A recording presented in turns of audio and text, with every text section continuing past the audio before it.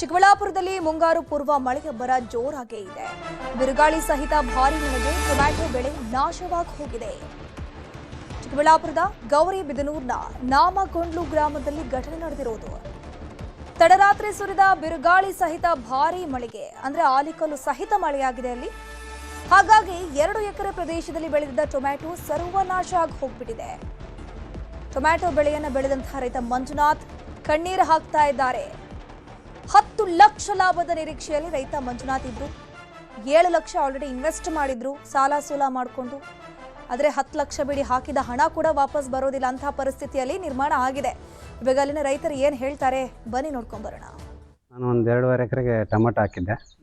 ರಾತ್ರಿ ಗಾಳಿ ಜಾಸ್ತಿ ಬಂದು ಬೆಳೆ ಎಲ್ಲ ನಷ್ಟ ಆಗಿದೆ. ಒಂದು 5 ಲಕ್ಷ ಬಂಡವಾಳ ಹಾಕಿ ಒಂದು 21,000 ಪೈರು ಹಾಕಿ ಎಲ್ಲ ಚಪ್ರ ಹಾಕಿ ಬಿಸಿಲಿಗೆಲ್ಲನು ಸುಮಾರು ಒಂದು 5 ಲಕ್ಷ ಖರ್ಚು ಮಾಡಿದ್ದೀನಿ.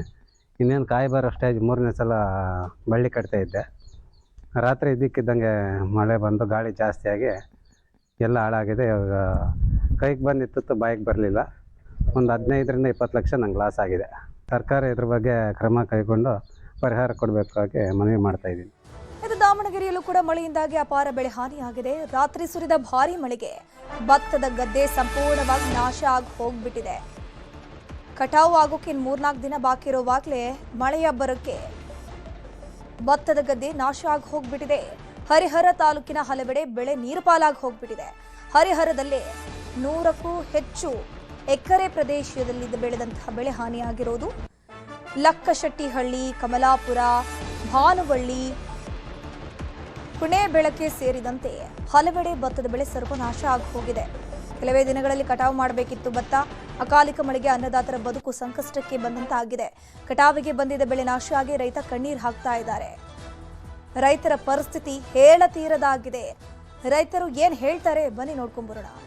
ಭಾಳ ಕಳೆದ 4-5 ದಿನಗಳಿಂದ ನಮ್ಮ ದಾವಣಗೆರೆ ಜಿಲ್ಲೆಯಲ್ಲಿ ಭಾರಿ ಮಳೆಯಿಂದ ಭತ್ತ ಕಟಾವಿಗೆ ಬಂದಿರೋದು. ಇನ್ನು 2-3 ದಿನದಲ್ಲಿ ಕೊಯ್ಬೇಕಾಗಿತ್ತು. ನಾವು ಮಳೆಯಿಂದ ಇದಾಗಿ ನಾವು ಸಾಲ ಸೂಲ ಮಾಡಿ ಬಂಗಾರ ಅವು ಎಲ್ಲ ಒತ್ತೆ ಇಟ್ಟು ಸಾಲ ಸೂಲ ಮಾಡಿ ಇದನ್ನು ಮಾಡಿದ್ದೀವಿ.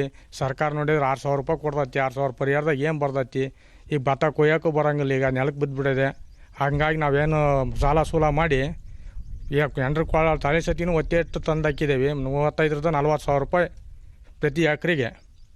ಎಲ್ಲದೂ ಒಂದು ಕಳೆ ಔಷಧಿ ಗೊಬ್ಬರ ಅನ್ನೋತ್ತಿಗೆ ಇಷ್ಟೆಲ್ಲ ಖರ್ಚು ಮಾಡೇವೆ. ಅದ್ರಾಗ ಉಳಿಯೋದು ಒಂದು 5-6 ಸಾವಿರ ಹೆಚ್ಚಿಗೆ ಉಳಿಬೋದು. ಅದನ್ನು ಬಾಯಿಗೆ ಮಣ್ಣು ಹಾಕಿದಂಗೆ ಆಗಿಬಿಡ್ತೀವಿ. ಮಳೆ ಬಂದು ಭಾಳ ಎಲ್ಲ ಅನಾಹುತ ಆಗಿ ಭಾಳ ನೆಲ ಕಚ್ಚಿಬಿಡತ್ತೆ. ಹಂಗಾಗಿ ಎಲ್ಲ ರೈತರು ಹಾಳಾಗಿ ಹೋಗಿದ್ದಾರೆ. ಅದಕ್ಕೆ ನೀವು ಕೊಡೋ ಪರಿಹಾರ ಆಗೋದಿಲ್ಲ. ನೋಡಿರಿ, ನೀವೇ ತಿಳಿದು ಎಲ್ಲ ಪರಿಹಾರ ಏನು ಮಾಡ್ಬೇಕು ಅನ್ನೋದೈತಿ. ನಮ್ಮ ಬಡವರು ಹಚ್ಚಿದಾರ, ರೈತರು ಇದ್ದಾರಲ್ಲ, ಎಲ್ಲ ಕಾಳುಗೂತಿ ಅವು ಇವು ಮಾಡಿಕ್ಕಿಂತ ರೈತರಿಗೆ ಏನು ಲಾಸ್ ಆಗೈತಿ, ನೀವು ಪರಿಹಾರ ಏನು ಕೊಡ್ತೀರಿ? ನೀವು ಕೊಡೋದು 6,000 ಎಲ್ಲಿಗೆ